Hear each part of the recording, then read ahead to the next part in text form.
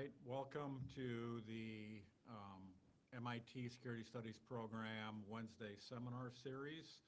I'm Roger Peterson, the Acting Director, filling in for Taylor Frabel. So today we have with us Professor Carla Martinez Machain, who is a professor in political science at the University of Buffalo. She received her PhD in political science from Rice University in 2012. Her work focuses on foreign policy analysis with a focus on military policy and international conflict. Her forthcoming book with Oxford University Press is titled Beyond the Wire, U.S. Military Developments in Host Country Public Opinion, and I believe that's what you're talking on today, right? And so Professor Machain will talk for about 40 minutes, and then we'll open it up for questions.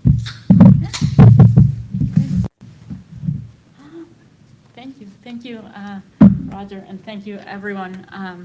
I just realized that bio is a little bit out of date. The book is already out, so yay! It's a start. So yes, mostly today I'm going to be talking about the book.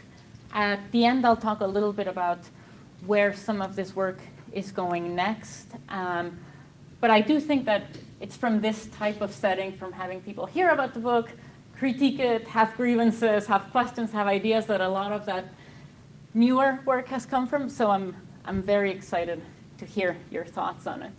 So just to give you a little bit of an idea of what the talk is going to be about, I'll focus at first on the more theoretical part of it, the initial analysis.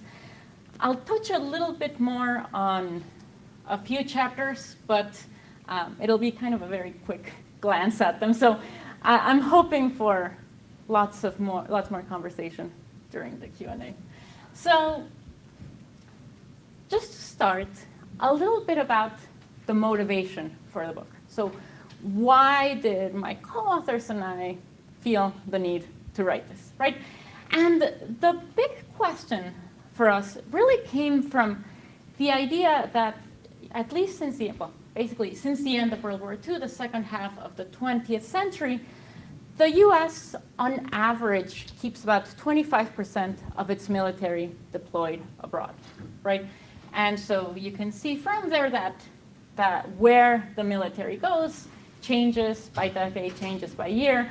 A lot of it, of course, tracks the places where the US is engaged in a war or a conflict. But to me, what is really most interesting about this is that, so many countries in the world have a US military presence that's not there as an invasion, right? That is there, quote unquote, consensually, right? And so, to me, I'm from Mexico, right? And to my co-authors from the US, the idea of having a foreign military in your backyard and being okay with it seems odd, right? So we really wanted to explore that. What is it that makes, not just governments, but people, at least some people, okay with this, right? How does this process work? And when does it not work, right? A lot of the book is about when it doesn't work. Just very quickly at the beginning, most of what I'm going to be talking about today, in terms of where the data comes from, it's based on two parts. So the first one is some qualitative fieldwork that my co-authors and I did in 6 different countries that either have had in the past or currently have a significant US military presence. So we had 2 in Latin America, Panama and Peru, 2 in Europe, England and Germany, and then 2 in Asia. Of course, you can see the little bit of a gap there, right? We all know what happened in 2020. And unfortunately, the Asia ones, because there were still quarantines in place and some health concerns, we ended up having to do those interviews remotely. But basically, we were interviewing elites, government officials on both the US and the host country side, military, civil society, journalists, etc. Also, and this is mostly what you'll see here in the graphics, we carried out surveys in 14 different countries across 3 years. So 2018 through 2020, 1,000 respondents per country per year, which is approximately 42,000 respondents. Those are the countries covered. Again, chosen because they have a current significant US military presence, thus a larger probability of respondents actually having had some degree of interaction with the US military. So, what's the big research question of the book? It's basically this one, right? How is it that these non-invasion deployments affect how it is that people within the host country view the United States as a whole, but specifically we want to know also as well about the military, right? And so when we ask this question, I think we have two alternative views, right? So the one on the bottom, which is probably the one that's most common to us, right? Which is the idea of people being opposed to a US military presence in their country, right? Protesting against it, viewing it as imperialism, it pollutes, it brings crime, all these things that we're much more likely to read about in the news, right? But also, there's this alternate story that is one that, well, we hear from the military often, which is that it actually comes with a lot of positives, right? That when the US military is deployed, they do things like engage in outreach, vaccinate children and cows, build schools, build relationships, right? And that it can actually be a positive. And so what we wanted to do was really understand how are these two opposite narratives occurring at the same time? When does one occur? When does the other occur? And so for the theory of it, we actually drew from political psychology a bit. Specifically, we drew from contact theory, Alport, 1954, and many others since then, right? Where the idea is that if you have biases and prejudices about an outgroup, and then you have interpersonal contact with that outgroup, you're more likely to drop these biases. Of course, the context matters, right? Those of you who are in political psychology know that, and we can talk a lot more about that later. But that's the general idea, right? And so what we argue is that basically when the US military is deployed in these settings, you have US military personnel interacting with host country communities and individuals, right? Some of it is through formal efforts, right? So the outreach that I was talking about where they'll go and volunteer at, let's say, an orphanage, at a school, make it a point to invite the community on base for a 4th of July celebration, look at all the nice things we do, right?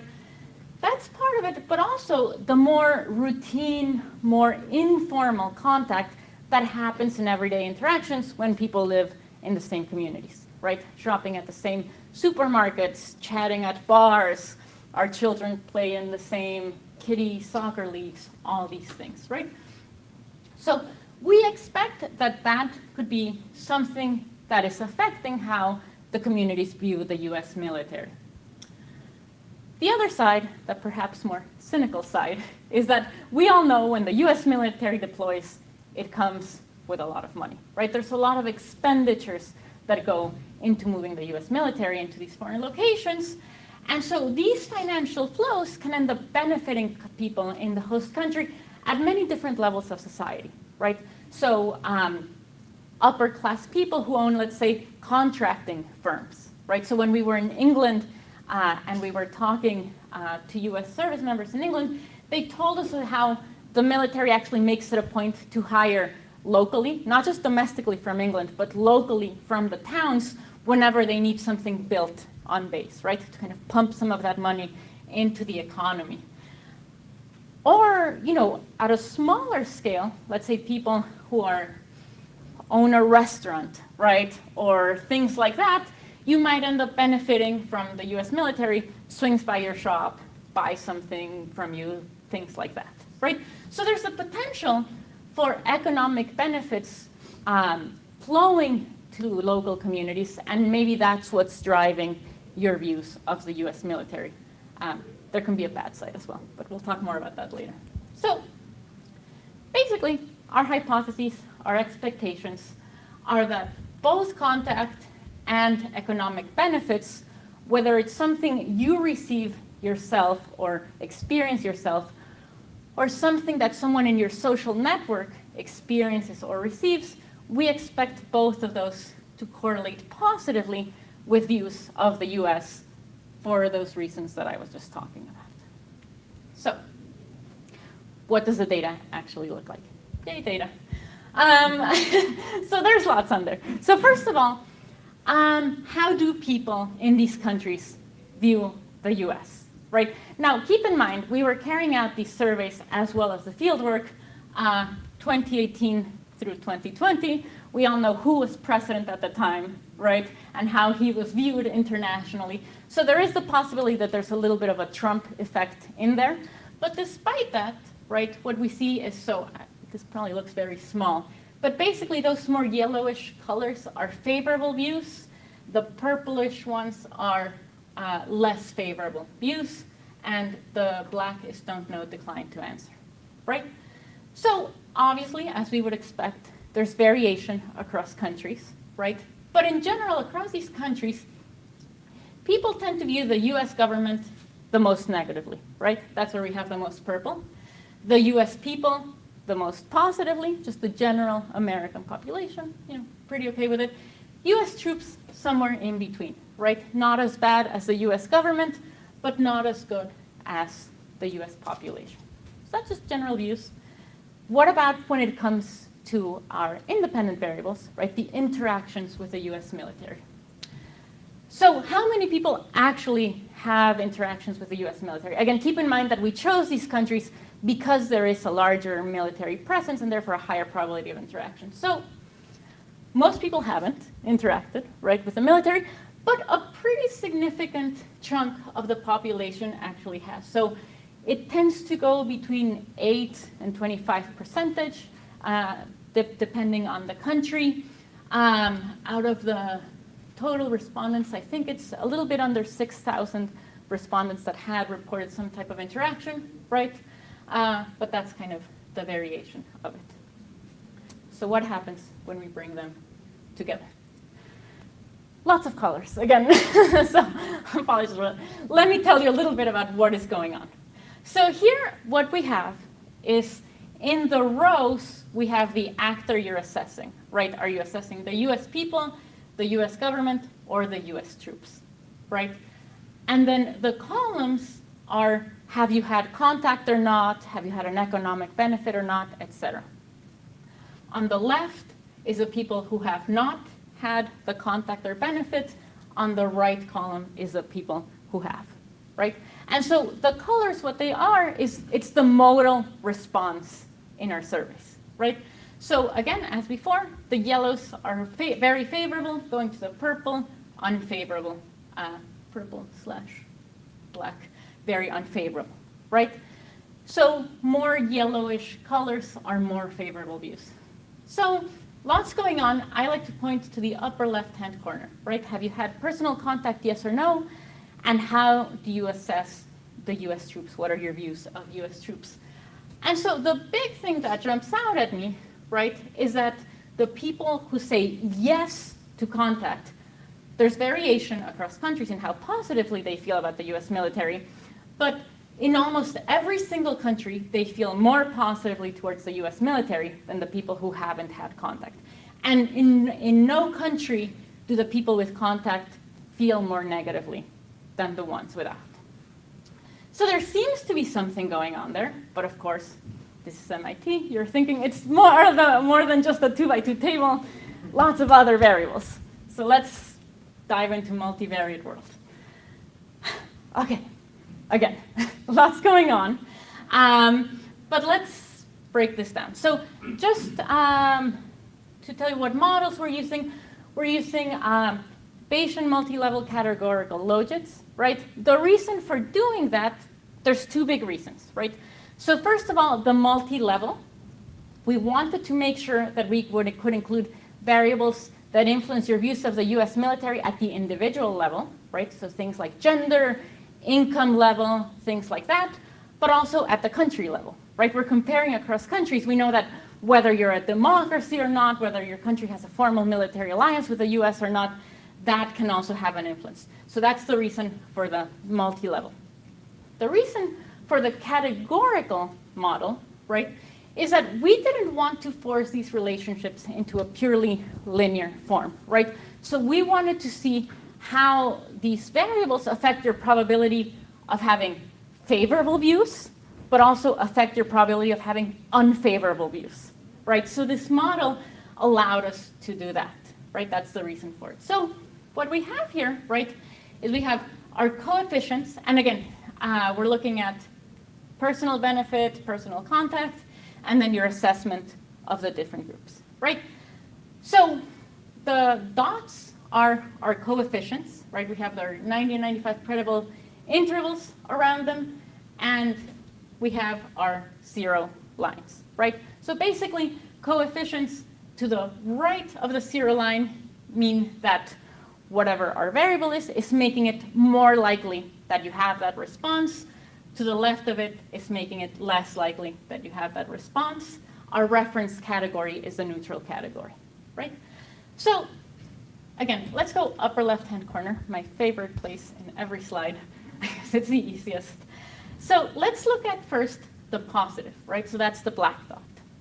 So does having personal contact, yes to personal contact, what is the relationship with you having a positive assessment of the US military? And as you can see, it's to the right of the 0 line, so there's a positive relationship between contact and positive assessments of the US military. So, yay, we can all go home now. You're welcome, DoD.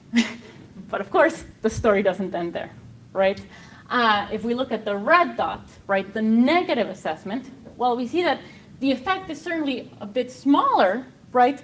But it's also to the right of the 0 line, which means that having contact also makes it more likely that you have a negative assessment of the US military. The one that's to the left is the don't know, decline to answer, I have no clue, right? So what seems to be happening is that people with contact are less likely to say, I don't know, I have no clue, and instead they're more likely to say either yes, I like them, or no, I dislike them, right?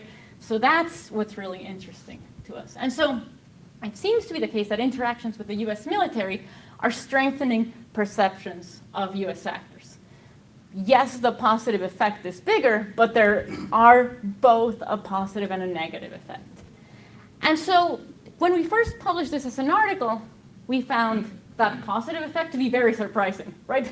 We were not really expecting to find that, and neither were our readers, right? But that thing is, the negative effect is still there, right? So the positive effect is more surprising, but there's a negative effect. And so in the book, what we have really tried to do is explore the nature of those negative interactions, right? So there's a lot of people having these kind of superficial positive interactions. Some people clearly are having negative ones. What are those like? What is driving them? And so we have 3 chapters in the book that explore that, and I will zoom right through them as much as possible. The first one discusses crime, right? So we know that when the US military deploys abroad, oftentimes there is crime. There are crimes committed by US service members against members of the host country population, right? And so what we as members of the population often hear about are these big diplomatic incidents, these big dramatic crimes that get a lot of media attention, right? I think at least those of you who are my generation or older probably remember this very famous case in the mid-90s, right, where there were these US Marines who raped a 12-year-old girl in Okinawa, right? And it created a big diplomatic incident. We talked to a former commander of US forces in Japan. He said, we literally thought the alliance was in danger, right, at the time. And so there are these cases, right, that get a lot of media attention. But what we were interested in as well was also the everyday crime that might happen in these communities that doesn't make the news, right? So again, sexual assault against adults, property crime, drug-related crime, all of these things that people living close to military communities have to deal with in their everyday lives, right? And that might not make the news, but that might be influencing how then they view the US military, right? And so we hypothesize that these interactions, right, that take the form of crime, right, if you experience crimes committed by a US service member or hear about someone in your social network who experienced one of those crimes, that will make it more likely that you have a negative assessment.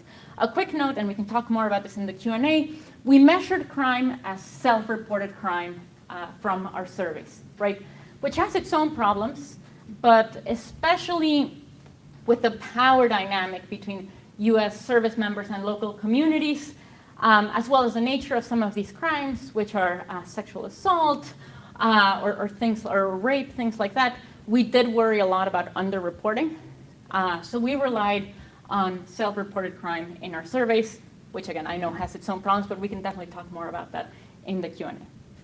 So those were the first two hypotheses, but we also had a third one where we consider the possibility that contact, right, that having US service members in your social network might to some degree moderate that effect of experiencing crime, right? And the reason for that, we again drew a little bit from political psychology and attribution theory, right? With the idea being that if your only contact with a US service member is having a crime committed against you, right, you're more likely to attribute that criminality, that bad behavior to the group as a whole, right? Whereas if it's you know others and then you experience a crime, you attribute it to the individual. So that was the reason for hypothesis 3. So what do we find? So first, again, lots going on. This was how we decided to summarize this. Again, well, let's go to the top, right? So how is it that experiencing a crime affects your probability of expressing unfavorable attitudes, right? And so look at that top line. So this was what was very surprising to us. So having personally experienced a crime by a US service member actually made it less likely that you expressed unfavorable attitudes against the US military. So completely against our expectations on hypothesis 1. In contrast, when it came to your network experience with crime, that behaved as expected, right? If someone you know experienced a crime, you're more likely to have negative views. So that was a little bit more as expected. When it came to the interaction with contact, and again, this is a little hard to represent, but basically upper left-hand corner, right? So if we compare the people who have no contact, whether they experience crime or not, with the ones that do have contact and experience crime, right? We see that they actually have more positive predicted attitudes, the ones that have experienced the crime if they had contact, right? So a little odd, but more in line with hypothesis 3. And so what we think is going on here, and some of this we're drawing from the conversations we had when we were doing fieldwork, is that in many of these cases, and you know, this is true across many communities, right? When you experience a crime, it's not always someone, a stranger jumping out of the bushes, right? It can end up being someone in your social network, right? Your boyfriend, your sister's friend, someone you know from a club or something like that, right? And so we think that oftentimes in many cases, the US military is enmeshed in these communities, and crime does happen within communities, right? And some of these people who are reporting crime and positive use, we think it's that attribution that is happening, right? Where they attribute the crime to the individual, are less likely to generalize. So what do you do about it, right? So what we think the US military oftentimes does when there is a crime that happens in a community is shut down, right? Something bad happened, now you can't go out. We think that that doesn't work as well as other efforts that are more focused on integration and monitoring. Why not? Because if you just shut down, that doesn't make all the problems go away, right? You still have the imperialism problem, the pollution problem, all these other things going on. On the other hand, and you're also losing the positive contact, the economic flows, the things that we know people like, as well as increasing the sense of suspicion, right? From the interviews, we heard a lot of, the US doesn't let people on the base. It's because they are planning an invasion of Venezuela, right? And they're going to build something. Or actually, it's funny. The Germans, they said they were worried that the US wasn't recycling, and that's why they wouldn't let people on the base. So they had to let the local mayors on the base, right? But there is this increased sense of suspicion when it comes close down. And so instead, what we heard about was the more proactive approaches, which was doing a lot of things that, the type of thing we would do for colleges, right? So doing education on consent, right, and positive consent, the types of things we would do with our college students. Having courtesy patrols in bar districts to prevent bar fights. Designated drivers, right, rides so that they don't end up drinking and driving. So we think that makes a lot more sense. Protest, of course. I'm keeping an eye on the time, don't worry. So we thought also about how some of these negative views manifest into protest, right? So the protest chapter, there's a lot going on. There's a micro and a macro level. So on the macro level, we gather data on the number of protests, anti-US and anti-base protests per country, as well as the total number of protests, right? Because there's a chance some countries are just more protesty than others. There we were basically exploring, does having more service members lead to more protests? Yes, it does. But I'll keep the focus on the micros, since that's what we're mostly talking about today. And this is where we were basically trying to predict what is it that makes an individual more likely to join a protest, right? Against the US or against the US military. And so forecasting is hard. Any of you who do forecasting know this. And forecasting protest behavior is also extra hard, but we decided to have a little bit of a go at it. And so this is self-reported protest attendance, right? Which again, might have its own issues, but we thought this was the best way of dealing with personal behavior. So we asked about, have you attended a protest? Yes, no. And then also we had demographic variables, demographics and attitudes. So things like, where do you place yourself on the left-right spectrum? Do you think democracy is important? Yes, no.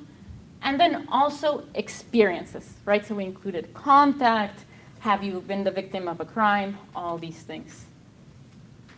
And so here, what we have, right, is we're assessing the fit of our model, right? So how good is it at actually forecasting, right? And so when you're forecasting, it's basically a trade-off between false positives and false negatives, right? I can predict everyone who protested if I predict everyone will protest, but then I'll also be wrong about predicting the non-protesters, right?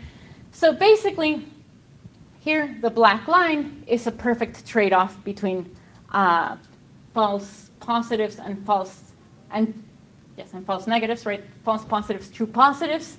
And so ideally what we want, right, is we want our model to lean more towards that upper left-hand corner, because that would be giving us more true positives, the people who did protest, but also predicting less false positives, assigning yeses to the people who didn't protest.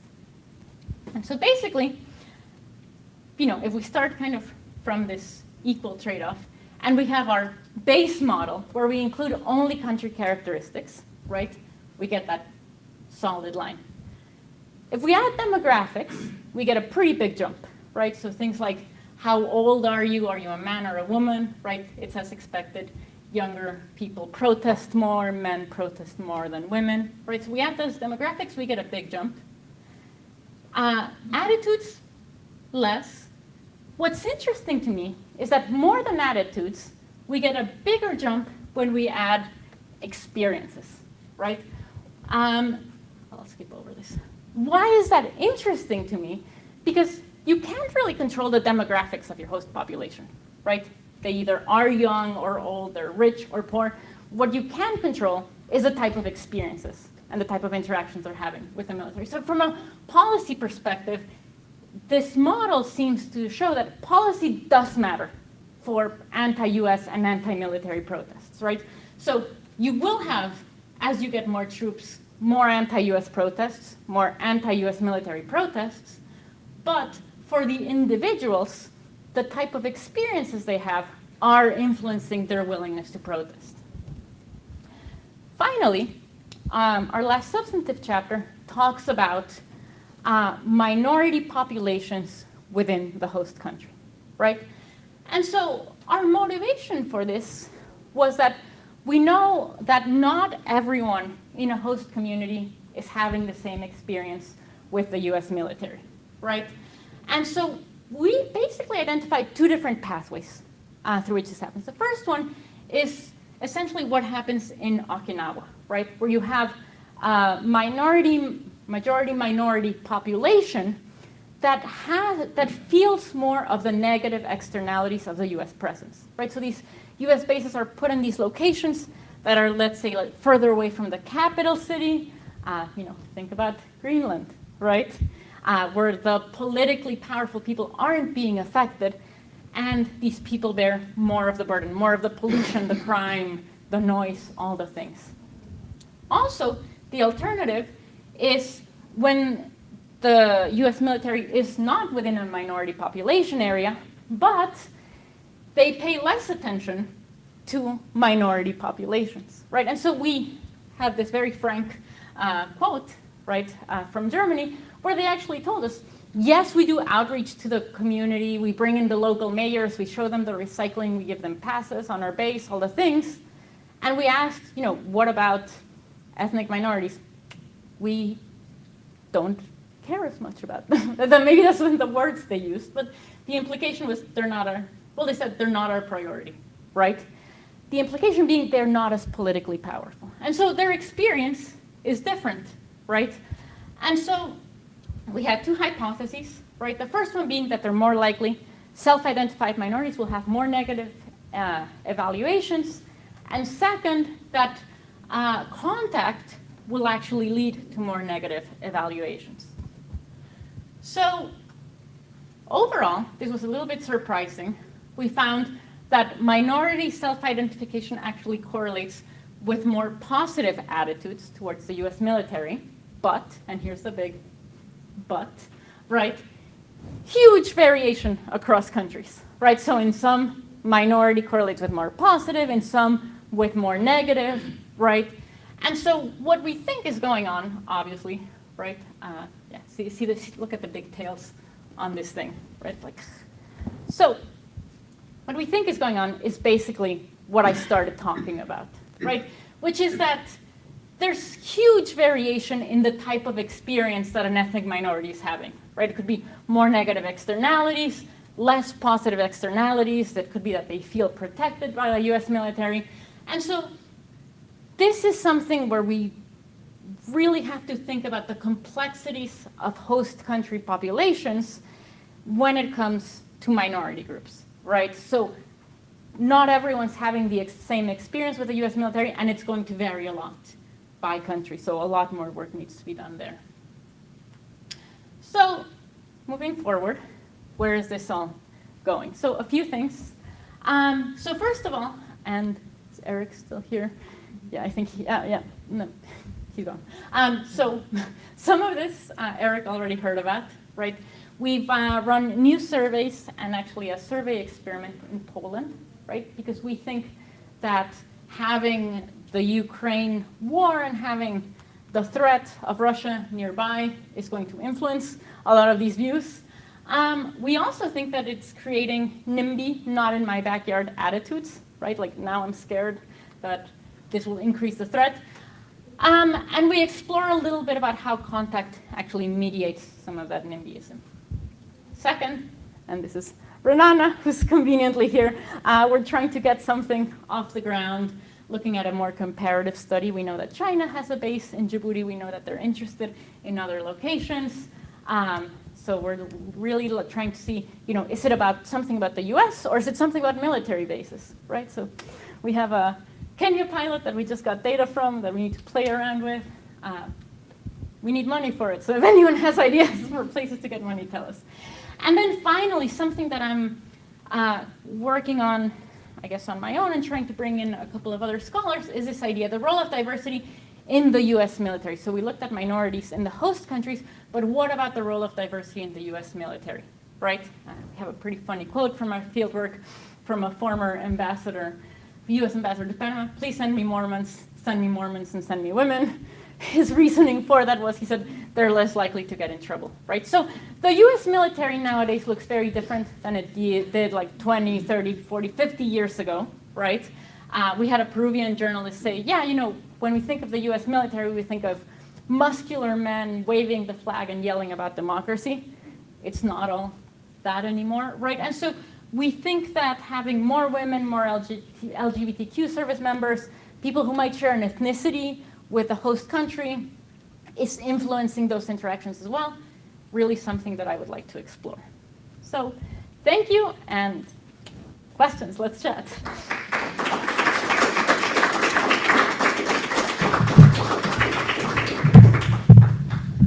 All right, before we get to questions, I just want to flesh one or two things out, because most of your variables have to do with the actual personal experiences of the people in these countries.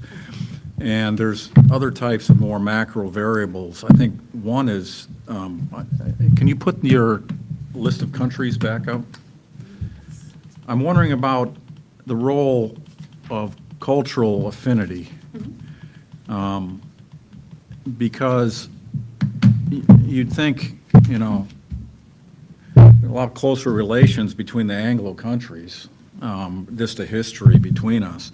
But I'm wondering if it shows up in your data, because when you ask people, you can think of two different types of effects from some of our sayings. There's a saying, birds of a feather flock together. And so you're going to be more positive towards people more like us linguistically or culturally. But there's also the idea of familiarity breeds contempt.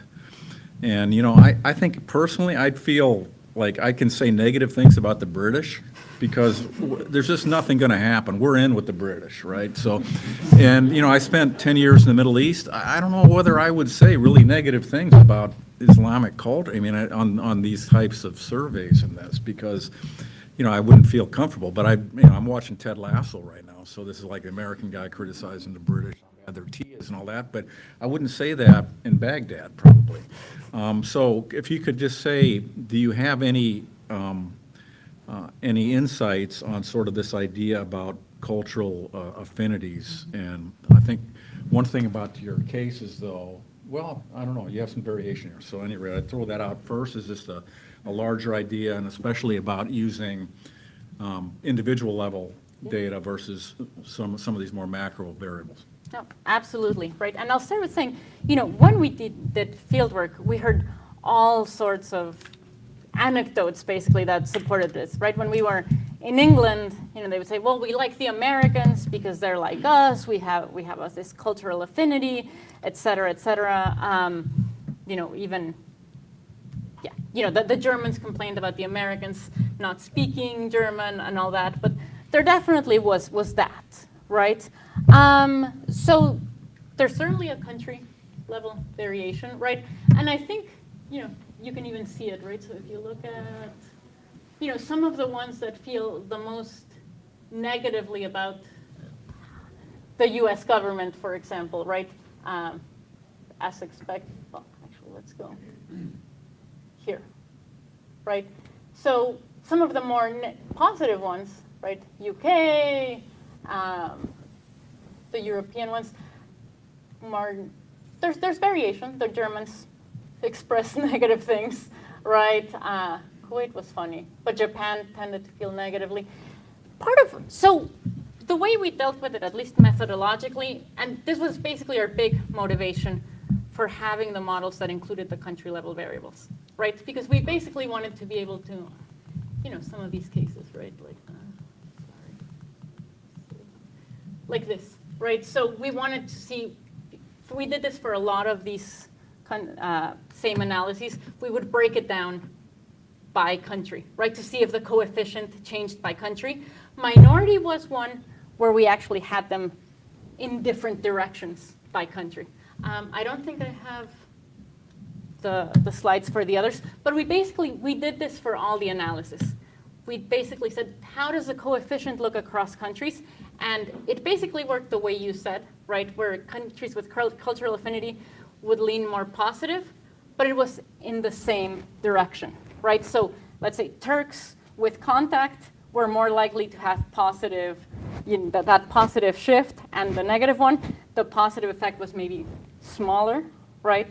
So it was a matter of distance, but for most of them, they tended to be in the same direction. But absolutely, right? We wanted to include those cultural, the country was proxying for the culture, right?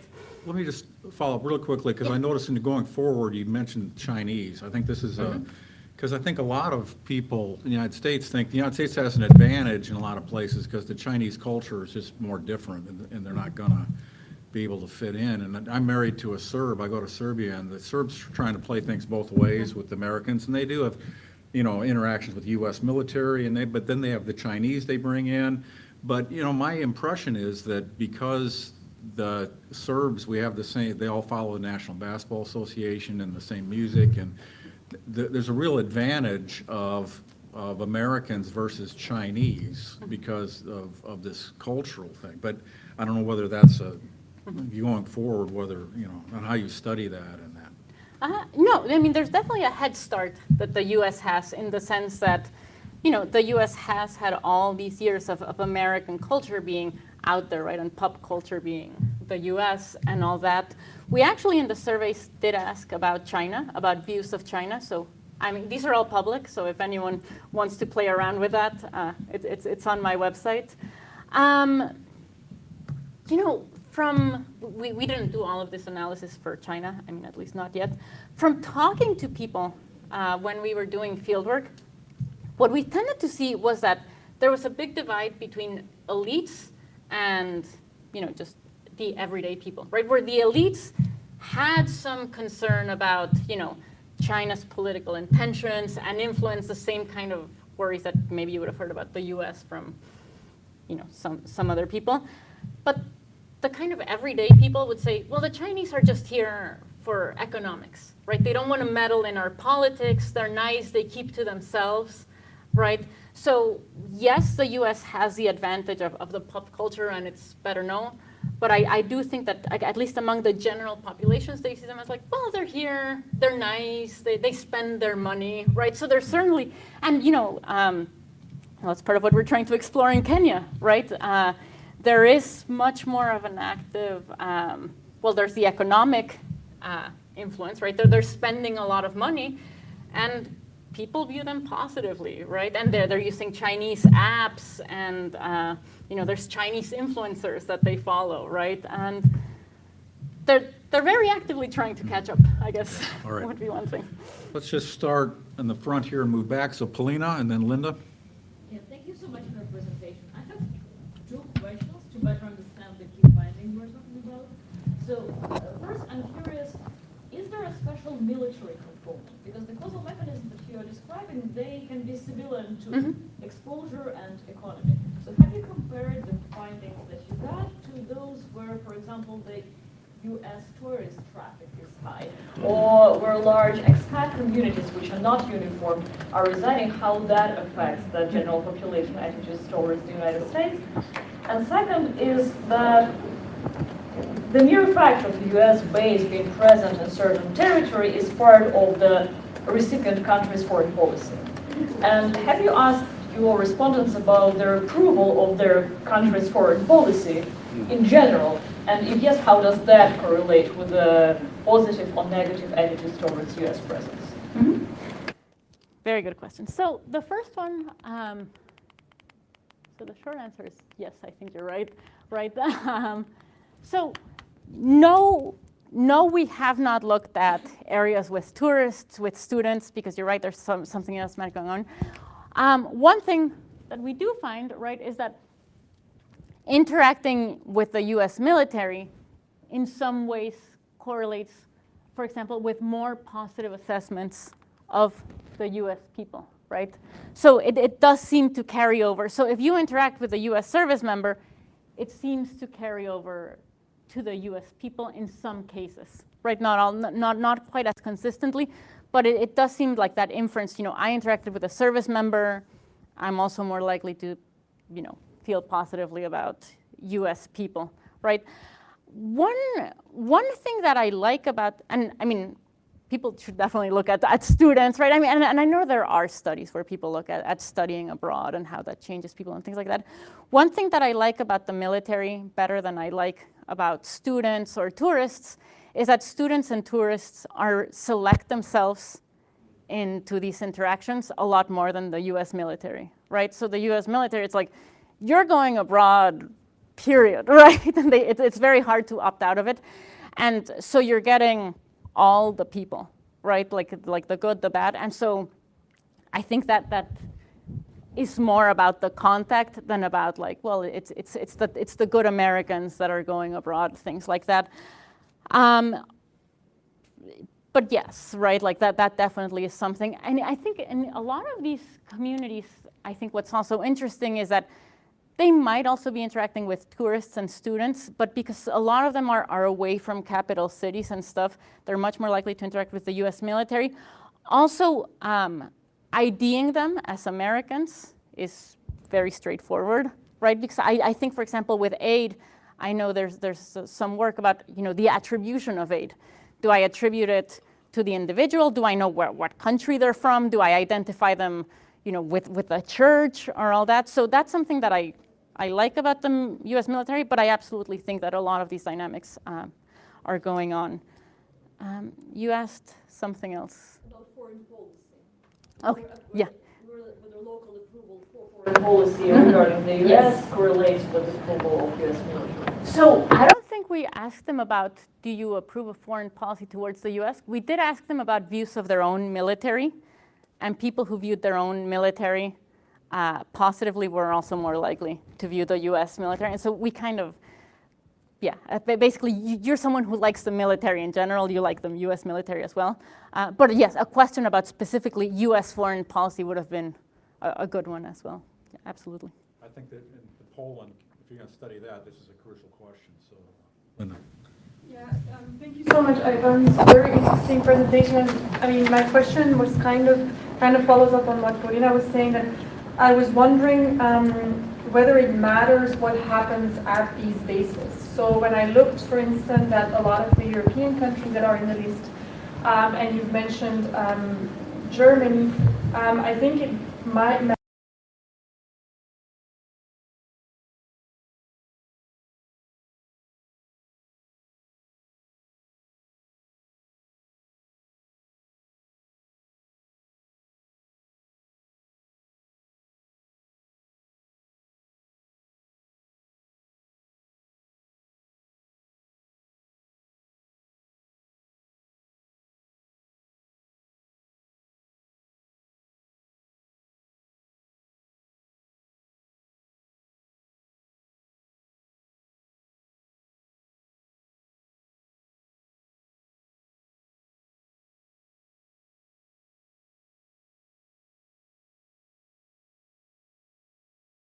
So again, yes, right? So when we were doing field work, and especially when we talk to activists, right? So Germany, England, they were very clear that what drives a lot of their recruitment is drones or RPAs, right? In Germany, right? People in Ramstein don't like their, the killer robots being piloted from their country, right? In England in the 1980s, it was about nukes, right?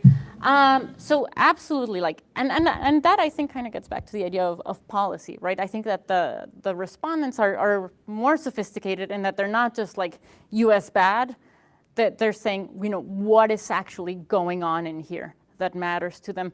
So we did not ask them about, what were you protesting against or what was your opposition. I mean, the country might pick up some of that variation, right? Like we know that there are drones in Germany.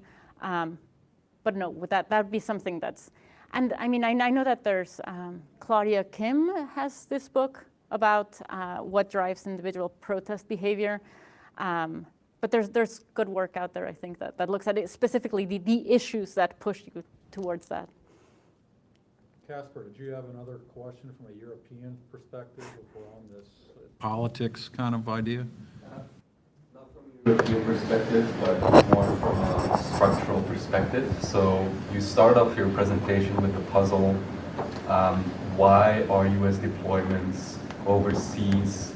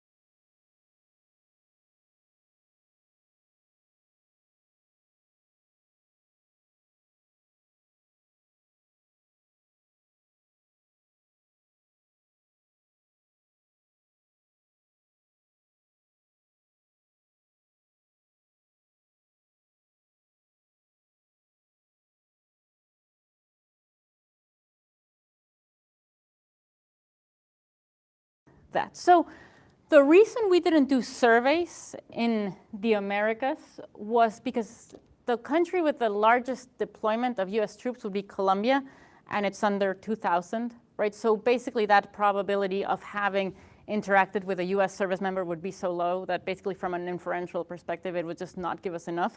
But that's why we did go to Panama and we did go to Peru, right? And just kind of talked to people about that. And you get interesting views, right? Because, in Panama, they said, somos muy gringueros, like we're like gringo lovers. It's funny that they phrased it that way. And so it's kind of a, like a love-hate. Like they've been here, they had the canal zone for the longest time. We couldn't access it.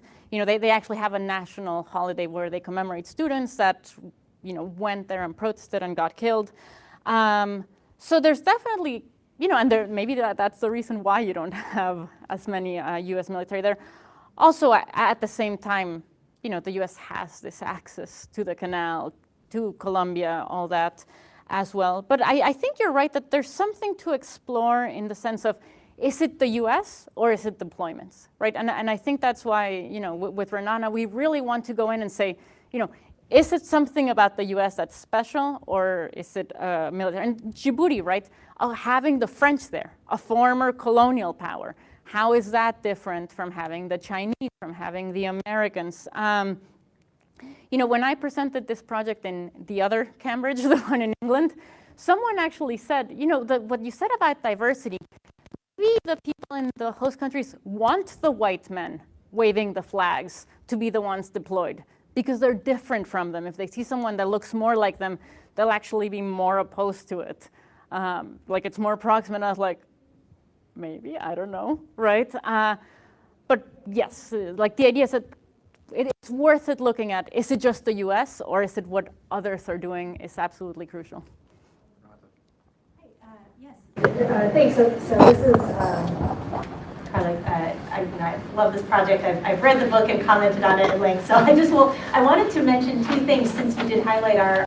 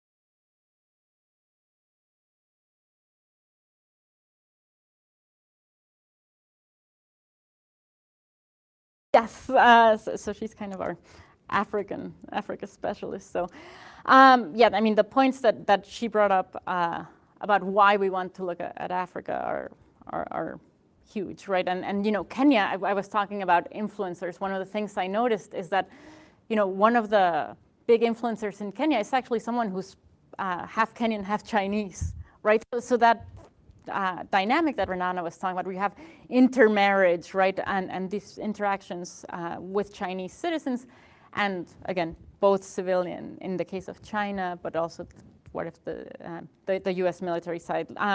Djibouti, right, we know that the French there actually go off base and speak the language and talk to people. So all sorts of exciting comparative stuff there.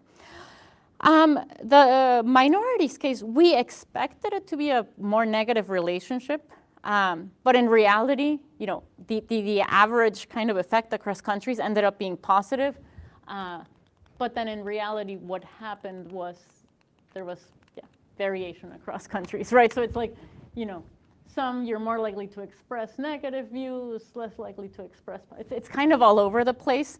And I think it's basically what you're talking about, where they're having different experiences, right? Being Okinawan in Japan and how you interact with the US military is very different from being Turkish in Germany. And so, I mean, I do think that the two big routes it takes is either, you know, I'm in this majority minority population, they plop the base here, and now we're stuck with it, and everyone else in Japan gets the security benefits. We get the pollution and the ospreys and all the bad things that happen here. And then, again, just like, or we're just ignored, right? Like the outreach that come to the festivals, all that, they don't pay attention to us. So, you know, in terms of policy implications, you know, it's kind of, you view it as, you know, as a practical or a normative thing, right? So, you know, sure, it's if you're purely pragmatic about it, then you ignore people who don't have political power, right? But at the same time, you know, if these are the communities you're interacting with, and if you're relying on the host government to tell you where to go and what to do and what kind of outreach to do, and they're ignoring these politically powerless people, right, and you follow that, then that can end up leading to negative interactions for you, right? Like if the US has these high-profile crime cases in Okinawa, even if it was against a minority, it's going to make you look bad. It's going to make it unsafe, right, for your military to go out to a bar if the people are really angry and, you know, want to beat them up, right? So, yeah, I guess the policy implication is don't always go for who's politically powerful. You know, do your own outreach, talk to, you know, civil society leaders, things like that. You know, in Germany and in England, we reached out to civil society for minority groups. None of them responded. And I think that's not random, right? I think that they're a bit more cynical about, because we said we're researchers from US University, because IRB told us to. And I do think they're a bit more cynical about it, right? Because they feel ignored, right? Joel Brenner. Thank you. I want to push on a contiguous area. It struck me as a little odd that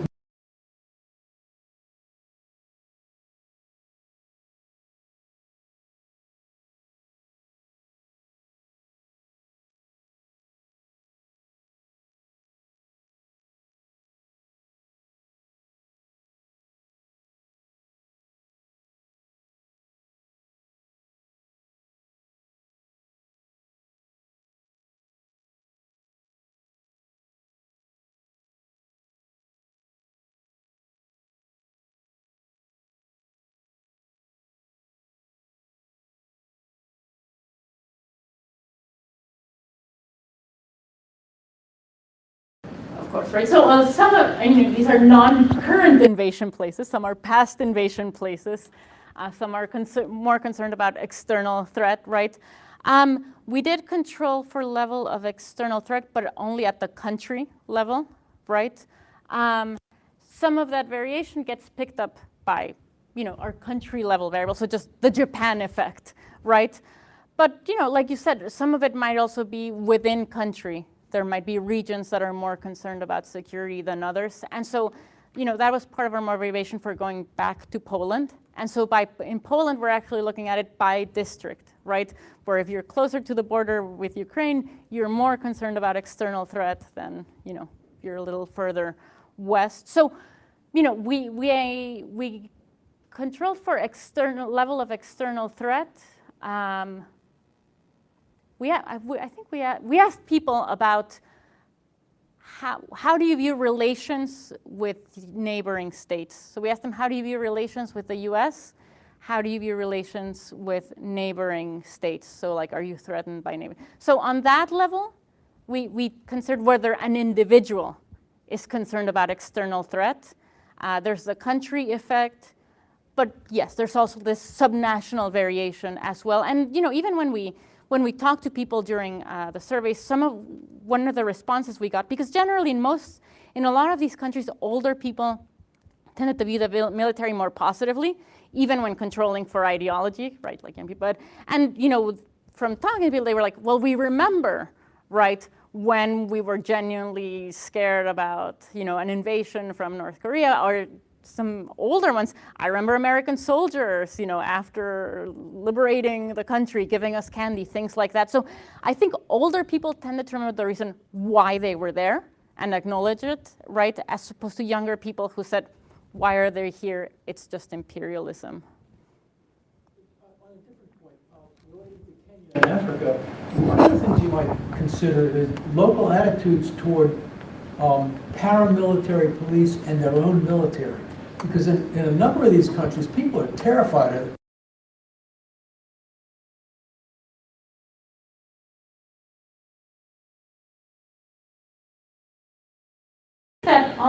That might lead to that minority relationship as well, where if you're a minority group and you're scared of your own government, you might see the US as actually like, maybe they'll keep them from being so overtly repressive towards us. Yeah, we asked them, how do you view your own military? We didn't ask them, how do you view other security forces like paramilitary or police? So that might be something that we can also ask them when we do the surveys in Africa, right? Not just how do you view your own military, but how do you view the police? How do you view the paramilitary? Because we know there's certain substitution of repression that is going on at that level, right? Just one thing that's coming up here, I think, is that people are bringing up the politics and whether you're capturing the politics in the study. So I was just in Panama myself. I came back a few days ago, but the United States started building the canal in 1903. Then they're there, and then Carter, gives the speech and hugs the leaders down there. And then Noriega is there, and then, so if you're looking, is your impression from your data, because people then are having, these personal interactions with Americans, with all these political events, and the Noriega thing was pretty serious, but it's the personal sort of thing would be, maybe you see a few blips, if you're going to do a longitudinal study, you'd see a few blips, but underneath, has your findings so far said, well, no, there's a personal basis which sort of overcomes politics, and politics would see blips in the data, but they'd go back to a steady state. Or do the politics put you on a different path? Yes, and I mean, one thing that I would have really liked is, for us to have Trump years and non-Trump years, right? Because, from talking to people, they seem to, it was no secret, right? A lot of foreigners did not like Donald Trump, right? But they seemed, from talk. Well, first of all, their assessments of the government were much more of the U.S. government much more negative than of the U.S. military and people. And most people tended, when we talked to them in real, we would say like, yeah, we don't like Trump, but the military's separate, right? Or they were much more sophisticated than, well, we did expect them to be, but maybe that a layperson would expect them to be in differentiating. And yes, I think looking at big events is important, right? So like the crime, right? So what happens when we have these high-profile crimes? Do you suddenly get? I mean, you get a spike in protests, but does the trend continue? Things like that. So yeah, big events would be really nice to look at as well. Yeah, Kristen. So, Kristen Will, I'm one of the Air Force active duty fellows. So a couple of questions, but one, when you talk about the crime,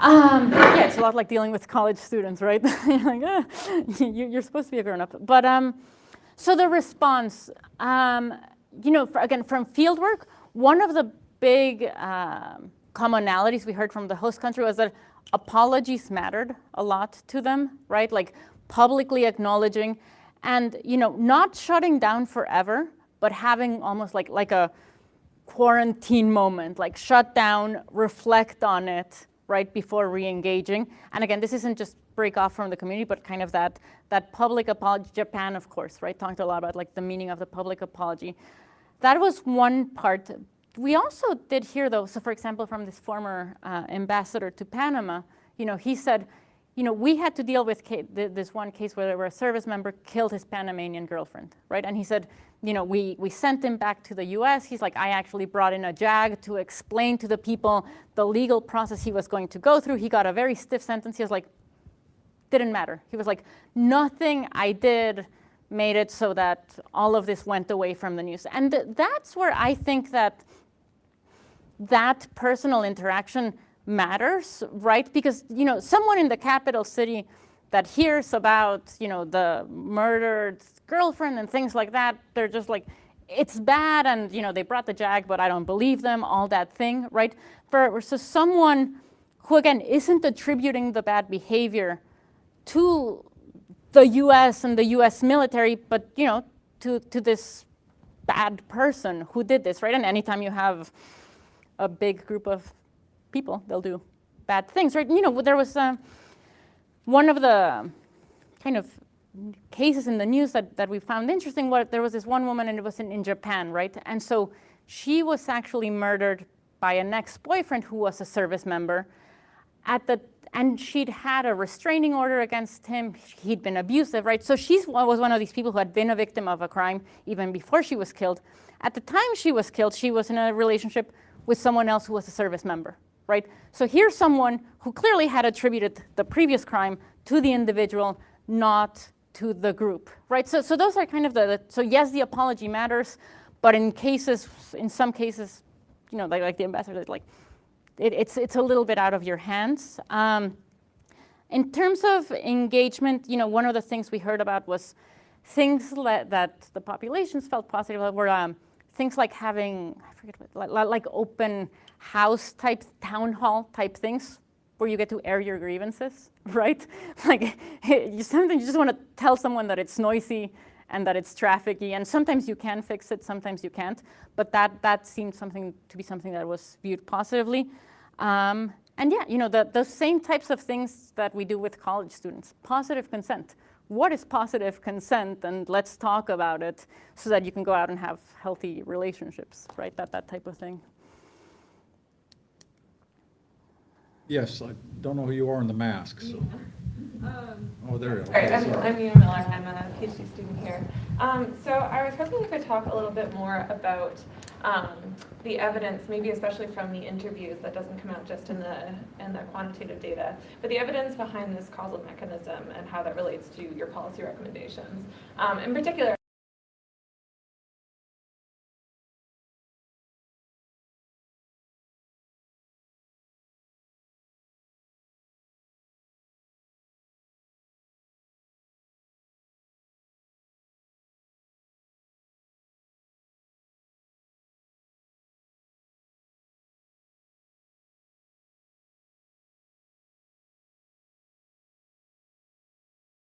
Yeah, so something we were worried about was, of course, selection bias, right? Are people selecting themselves into contact? I'm sure that there certainly are some who are, right, who have contact. I think, the fact that we see both the positive and the negative effect of contact makes me think that it's not just people who select into it, right? Because there's also people who have contact and it correlates with more negative views.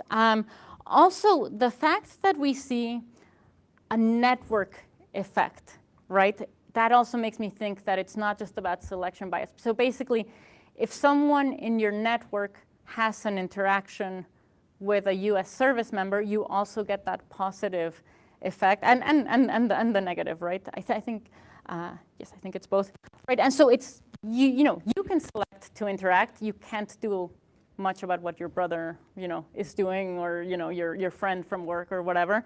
And if you look at contact theory, one of the things that they talk about is how this network contact can actually be even better when you have biases against the outgroup, because you don't have to deal with the anxiety. Let's say you're someone who doesn't like the Americans, right?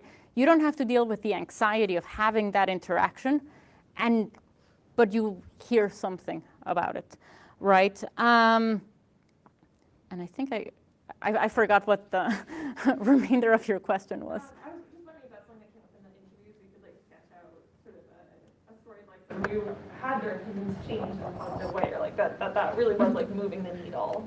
Yeah. Process. Yeah. No. And I mean, we also wanted to, so speaking, I remember what I said, speaking about the selection bias, we also wanted to make sure that it wasn't just, I'm getting money from the Americans, right? Because that does have an effect, but we also wanted to control for that. So we did control, so we were even taking into account the effect of money, right?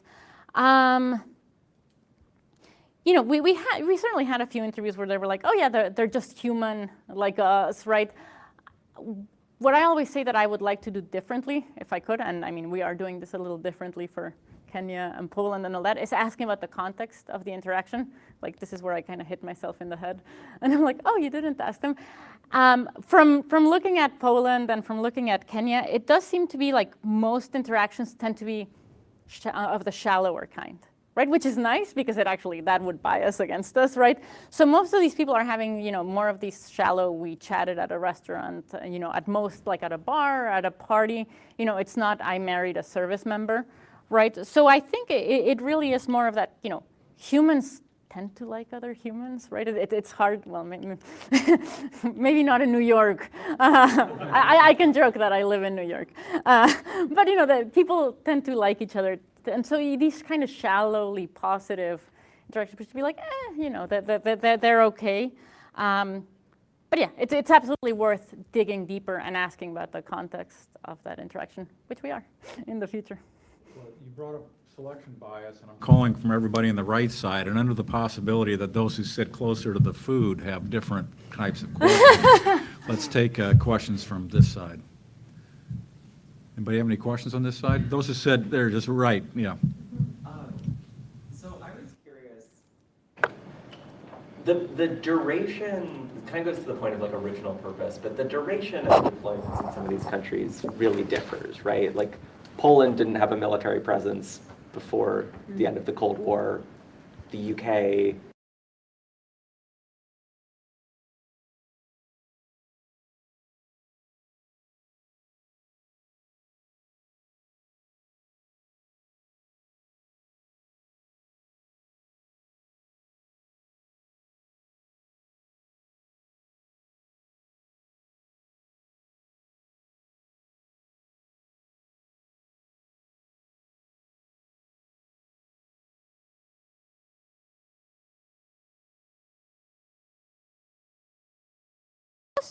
For the protest chapter, the macro level that I didn't talk as much about, right? So in general, we saw that having more troops leads to more protest, right? But that effect tends to wash out if they've been there for longer. So it's almost like people just get used to it, right? Stop trying to protest as much. So at least in the protest sense, duration seems to correlate negatively, and I think it admits that kind of, when you first have a presence, right, it leads to a bigger reaction. Yes, I think it'd be fascinating to see how opinion changes, looking at, like you said, at historical data.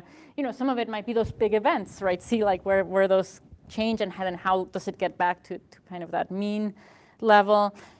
Some of it is, we got a little bit of a glimpse of that from thinking about age, right? Older people view it, but how did those same people who are now, 85 feel about it, in the 70s, right? Or in the 60s. Now they might feel positively because they're like, oh yeah, it was great, but how did they feel about it in the 60s, right? And so you're right, I don't think age is capturing it all. So yeah. Jonathan Caverly. Hey, Carla. Hi again. Great seeing this book out. One quick summation and then a quick question. Your findings on ethnic minorities, I think, are super interesting, and then a lot of questions you were getting were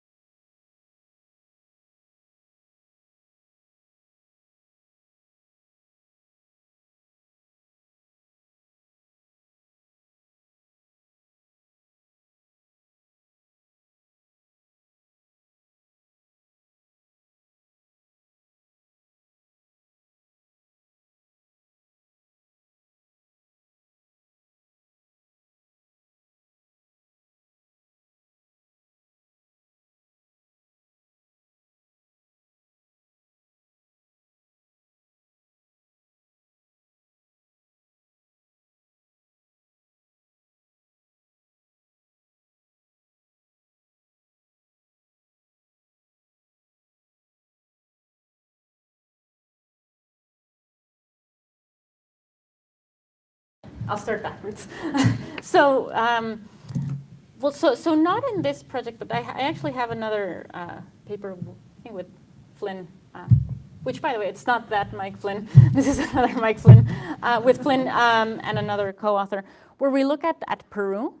And so Peru is interesting because they actually get a lot of these beyond the horizon, new horizon, and I forget the name of the Navy one, of these, well, they look like development-oriented, these short deployments, right? If you actually ask them, they're about training, because you don't want to call them that.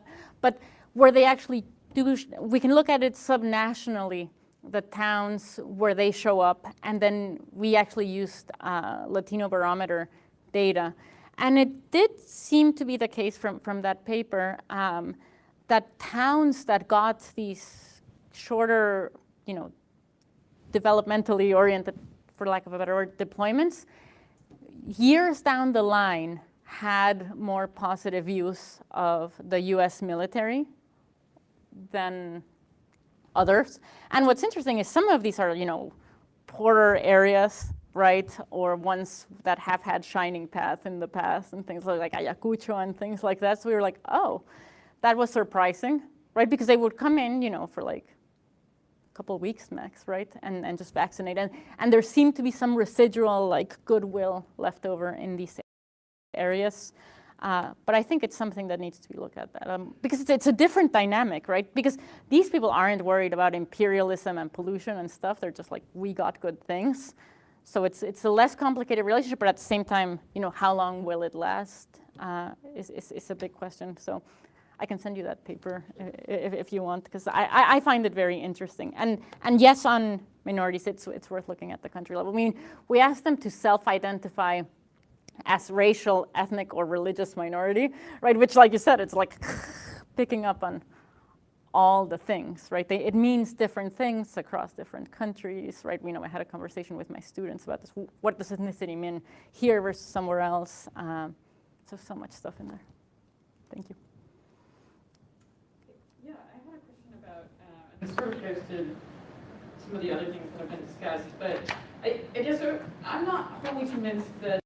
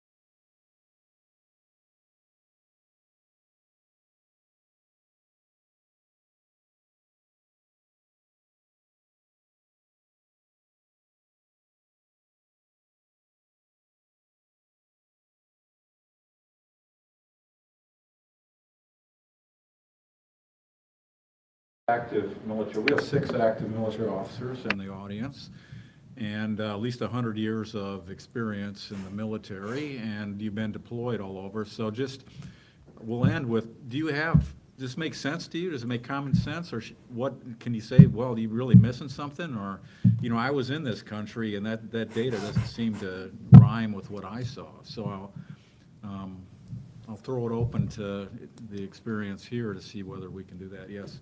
So Colonel Carl Sonneman, 20 years active Army service, half of that in one of the